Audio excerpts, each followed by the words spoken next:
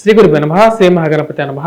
మకర రాశి వారికి రాబోతున్నటువంటి 21 జూలై నుండి ఆగస్టు 4వ తారీఖు వరకు గురు పౌర్ణమి నుండి అమావాస్య వరకు ఎలా ఉండబోతుంది అనేది చూద్దాం. మకర రాశి వారికి వచ్చేటప్పటికి గురువు అనుకూలమైనటువంటి స్థానంలో ఉన్నాడు. పంచమంలో గురుగ్రహ సంచారం జరుగుతుంది. కుజుడు కూడా వచ్చేటప్పటికి పంచమంలో గురువుతో కలవటం అనేది జరిగింది. రాహువు యుగకారకమైనటువంటి స్థానంలో తృతీయంలో ఉన్నాడు. మీనంలో కొనసాగుతున్నాడు. కన్యలో వచ్చేటప్పటికి కేతువు. అదేవిధంగా ఈ రాశి వారికి వచ్చేటప్పటికి అష్టమంలో రవిగ్రహ సంచారం, సప్తమం నుండి అష్టమంలోకి రవిగ్రహ సంచారం శుక్రుడితో కలియవటం జరిగింది. 31వ తారీఖు కలుస్తుంది. అదేవిధంగా ఈ రాశి వారికి వచ్చేటప్పటికి భాగ్యస్థానంలో వచ్చేటప్పటికి బుధుడు వక్రత్వం 22వ తారీఖున రాజ్యస్థానంలో జరుగుతుంది. ఇటువంటి గ్రహస్థితి వచ్చేటప్పటికి రాబోతున్నటువంటి 2 వారాల కాలం ఎలా ఉండబోతుంది అనేది జరుగుతాం చూద్దాం.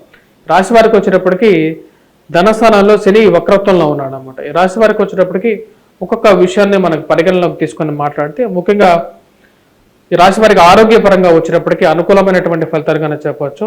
గురువు పంచమంలో ఉన్నప్పుడు ఆరోగ్యపరంగా రికవరీ అనేది ఉంటుంది. ఇరుగు పొరుగు సఖ్యత విషయంలో కొన్ని జాగ్రత్తలు తీసుకోవాలి. ముఖ్యంగా ఎవరితో మాట్లాడుతున్నాం, ఎలా మాట్లాడుతున్నాం అనేది చాలా ఇంపార్టెంట్ ఫ్యాక్టర్గా ఉంటుంది. శని ధనస్థానంలో ఉన్నప్పుడు ఇరుగు పొరుగు సఖ్యత విషయంలో జాగ్రత్తగా ఉండాలి. కోపతాపాలు అనేది తగ్గించుకొని మాట్లాడాలి.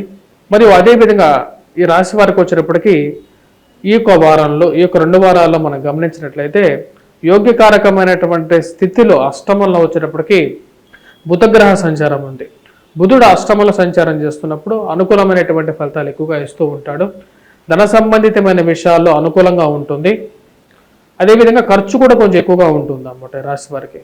కానీ ఖర్చు పెట్టేది మరీ అంత అనవసరమైనటువంటి ఖర్చుగా ఉండదు. మరియు స్థిరచరాశుల కొనుగోలు సంబంధితమైన విషయాల్లో ఆచిచూచి వ్యవహరించాలి. ఎందుకంటే ధనస్థానాల్లో శని ఉన్నప్పుడు కొంచెం ప్రభావం అనేది అలా ఉంటుంది అన్నమాట. ఈ రాశి వారిలో ఉన్నటువంటి వారికి విద్యార్థులకు ఎలా ఉంది అనేది చూద్దాం. విద్యార్థులకు వచ్చేటప్పటికి గురుగ్రహ బలం అనేది అనుకూలంగా ఉంది. గురువు పంచమంలో ఉన్నాడు. కుజుడు కూడా వచ్చేటప్పటికి గురువుకి కుజుడికి వచ్చేటప్పటికి పూర్తి వైరం అనేది లేదు. కాబట్టి 2 గ్రహాలు పంచమంలో ఉన్నప్పుడు విద్యార్థులకు అనుకూలమైనటువంటి ఫలితాన్ని ఎక్కువగా ఇస్తూ ఉంటుంది. రాహు యొక్క ప్రభావ రీత్యా ధైర్యంతో మీరు చేసేటువంటి పనుల్లో ఒక మెట్టు పైకి వెళ్ళగలుగుతారు. ఉద్యోగ ప్రయత్న సంబంధితమైన విషయాల్లో మార్పు చేర్పుల గురించి ప్రయత్నం చేయడానికి అంత అనుకూలమైనటువంటి సమయంగా గోచరించట్లేదు. ఎందుకంటే కుజుడు అనుకూలంగా లేడు, రవి అనుకూలంగా లేడు. కాబట్టి ఇప్పుడు మార్పు అనేది అంత అనుకూలమైనటువంటి ఫలితాలు ఇవ్వదు.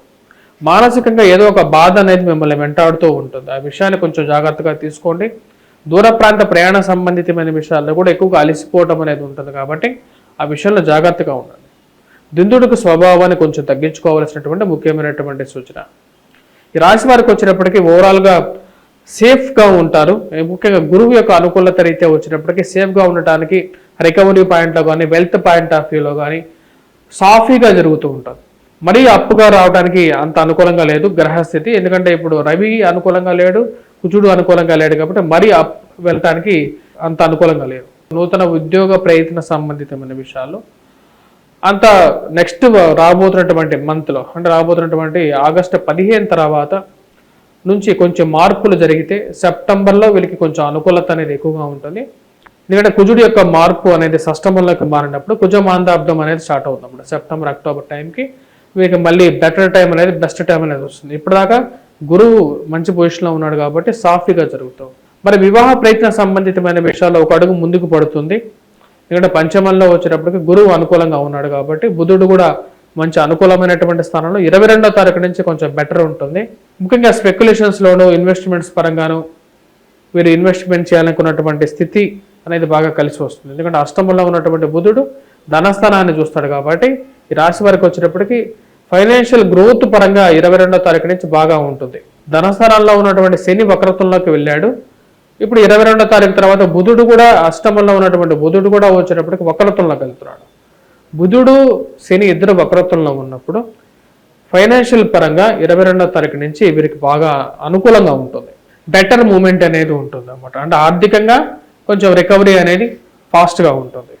కుటుంబంలో అన్యోన్యత, కుటుంబంలో ఒకరికి ఉద్యోగం రావటం అనేది కూడా 22వ తారీఖు తర్వాత జరుగుతుంది. ఈ రాశి వారికి సంతాన సంబంధితమైన విషయాల్లో ఈ సంవత్సరం అనుకూలంగా ఉంది. ఎందుకంటే గురువు యొక్క అనుకూలత అనేది వీరికి బాగా కలిసి వస్తుంది. సంతాన సంబంధితమైన విషయాల్లో ఒక మూమెంట్ అనేది వీరు పొందగలుగుతారు. మరి అదేవిధంగా ఈ రాశి వారికి వచ్చినప్పటికీ రాహు యొక్క అనుకూలత, కేతు వచ్చినప్పటికీ భాగ్యస్థానంలో ఉన్నప్పుడు కొన్ని ఇబ్బందులు కూడా ఎదురవుతూ ఉంటాయి రాశి వారికి. రాజకీయ రంగ ప్రముఖులకి ఎలా ఉంది అనేది చూద్దాం. రాజకీయ రంగ ప్రముఖులు ఎవరైతే నామినేటెడ్ పోస్టుల గురించి ప్రయత్నాలు చేస్తుంటారో వారికి సానుకూలమైనటువంటి ఫలితంగానే చెప్పొచ్చు. రాజకీయంగా కూడా వీరికి సంఘంలో ఒక గౌరవం, గుర్తింపు కూడా వీరు పొందడం అనేది జరుగుతూ ఉంటుంది. అది ఒక అనుకూలమైనటువంటి ఫలితంగానే చెప్పొచ్చు.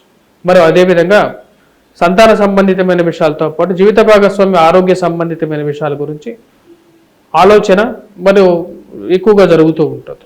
వారి యొక్క ఆరోగ్యం గురించి ఎక్కువగా పట్టించుకోవడానికి ఎక్కువగా మనసులో ఎక్కువగా ఆలోచన అనేది జరుగుతూ ఉంటుంది. పిల్లల యొక్క ఎదుగుదల అనేది అనుకూలంగా ఉంటుంది. పిల్లలు మంచి పేరు ప్రఖ్యాతులు తెచ్చుకుంటూ ఉంటారు. మరియు అదేవిధంగా వారి యొక్క ఆరోగ్యం గురించి కూడా ఎక్కువగా ఆలోచన అనేది ఏర్పడుతూ ఉంటుంది. ఎందుకంటే పంచమంలో పాపగ్రహం అనేది ఉంది.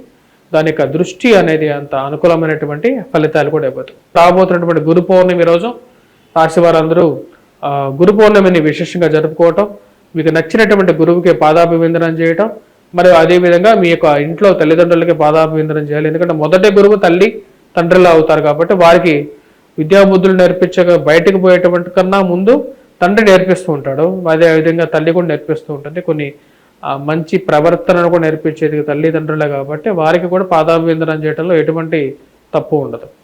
అదేవిధంగా గురువు యొక్క అనుకూలత అనేది మీ జాతక రీత్యా గురువు అనుకూలమైనటువంటి స్థానంలో ఉన్నప్పుడు ధనము బాగుంటుంది, ఇంట్లో యశస్సు బాగుంటుంది, మంచి బుద్ధిని ఇవ్వగలుగుతాడు. ఎందుకంటే గురువు అనేది అదనమాట. వేదవ్యాసుడు కానీ లేకపోతే ఆది శంకరాచార్యులు కానీ జగద్గురువులు అయినటువంటి వీరు వచ్చినప్పటికీ మనకు మంచి మార్గాన్ని చూపించారు. ఒక మంచి గురువు అయినటువంటి వాడు ఎప్పుడైనా సరే ఒక మంచి మార్గాన్ని చూపిస్తారు. మీకు తల్లిదండ్రులు కూడా వచ్చినప్పటికీ మీకు మంచి మార్గాన్ని చూపిస్తూ ఉంటారు.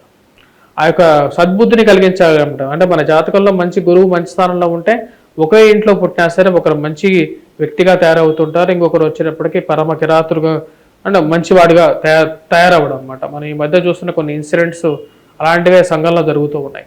అలాంటి ఒక దుర్బుద్ధి కలిగించడానికి ఒకరిని హత్య చేసేటువంటి దుర్బుద్ధి కలిగించాడు అంటే వాడికి గురువు అనేవాడు సరైనటువంటి బుద్ధి కలిగించట్లేదు, మంచి మార్గంలో పోమని. అదే కొంతమంది మంచి సిరి సంపదలతో ఫ్యామిలీలో సుఖ సంతోషాలతో బాగుంటారు. వాడికి కారణం వచ్చినప్పటికీ వారు ఉండేటువంటి ఇల్లు నార్త్ ఈస్ట్ ఫేస్, ఈశాన్యం బాగుండటం, అక్కడ మళ్ళీ అదే ఆ ఇంట్లో అటువైపు ఎటువంటి డ్రైనేజ్ పోకుండా ఉండటం, వారికి మానసికమైనటువంటి స్థిరత్వాన్ని ఇవ్వటం, ఇవన్నీ జరుగుతూ ఉంటాయి. ఈ పాజిటివ్ యాంప్లిట్యూడ్ అనేది జరగడానికి గురువు మూలకంగా వారి జాతకంలో గురువు మంచి స్థానంలో ఉండటం అనేది ఒక మంచి పాజిటివ్ ఇంపాక్ట్. వారి ఇంట్లో అలాంటి ఇంట్లోనే వాళ్ళు కూడా ఉంటూ ఉంటారు, ఒక మంచి ఇంట్లోనే ఉంటారు. వారికి ఆ సద్బుద్ధిని కలిగిస్తూ ఉంటాడు.